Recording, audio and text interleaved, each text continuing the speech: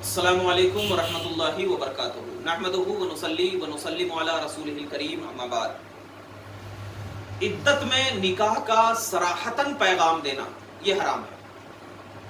यानी कोई औरत अगर इद्दत में है और उस औरत को सराहतन पैगाम देना,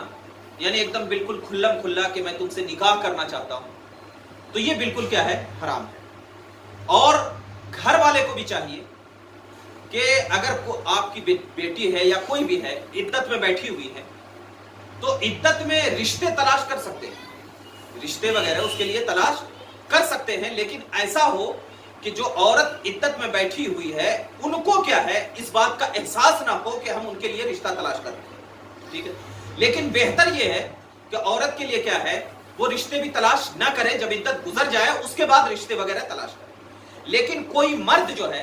अगर आया, जैसे कि कोई रिश्तेदार होता है, वो चाहता है कि हम इनसे निकाह करेंगे, इद्दत में है,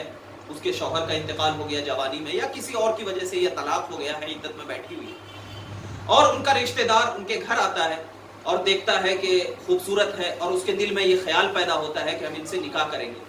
तो अपने दिल में ये ख्याल रखे जब तक कि इद्दत है। सराहतन इद्दत के दौरान निकाह का पैगाम भेजना ये हराम है। हाँ, इशारतन जो है वो इद्दत का पैगाम भेज सकता है। इशारतन का मतलब ये है कि अब उसको ये कहता है कि मैं भी एक लड़की तलाश कर रहा हूं, उनसे निकाह करना है, मैं ढूंढ रहा हूं, यानी उनके सामने क्या है, इशारतन कह सकता है। लेकिन अगर सराहतन इद्दत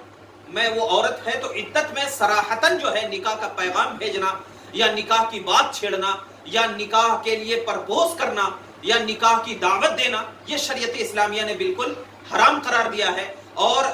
आजकल हमारा माहौल ये होता है कि अगर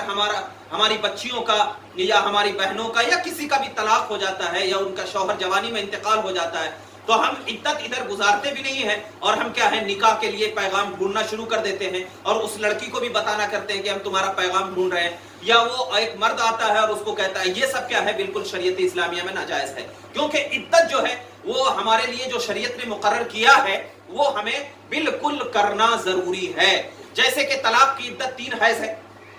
तलाक की इद्दत जो है वो 3 हैज है, यानी 3 पीरियड्स है, और मौत की इद्दत 4 महीने 10 दिन है। इसको गुजारना ही गुजारना है। अगर आप इसको नहीं गुजारे तो आप गुनहगार होंगे। क्यों? इसलिए कि जो चीज हम पर वाजिब शरीयत ने किया है, हम उसके वजूब को छोड़ करके हम अपने ख्वाहिशात की तरफ क्या कर रहे हैं,